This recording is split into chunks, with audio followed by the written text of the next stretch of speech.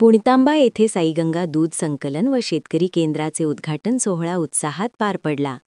परमपूज्य रमेश गिरीजी महाराज, संत जनार्दन स्वामी महाराज आश्रम, कोपरगाव बेट यांच्या हस्ते उद्घाटन करण्यात आले. पंचक्रोशीतील मान्यवर, गावकरी व शेतकरी बांधव मोठ्या संख्येने उपस्थित राहिले. उद्घाटनानिमित्त पूज्य महाराजांनी शेतकऱ्यांना दर्जेदार दूध उत्पादनासाठी सहकार व आत्मनिर्भरतेचे मार्गदर्शन केले.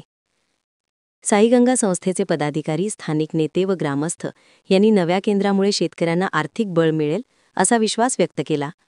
या केंद्राचे मुख्य फायदे: शेतकऱ्यांना थेट आणि योग्य हमीभाव मिळेल, दलालांचे नुकसान टळेल, गुणवत्तेनुसार भाव मिळून शेतकऱ्यांना अधिक नफा मिळेल.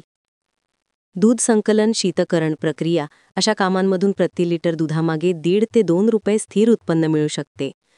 युवकांना स्थानिक रोजगार, महिलांना आर्थिक सहभाग व संघशक्ती मिळते. दुधाची चाचणी व शीतकरणाची सुविधा उपलब्ध असून दूध खराब होण्याचे प्रमाण कमी होते. प्रक्रिया स्वच्छता व पारदर्शक व्यवस्थापनामुळे उच्च प्रतीचे दूध उपलब्ध होते. नियमित पावती व नोंद तपशिलामुळे शेतकऱ्यांचा विश्वास वाढतो.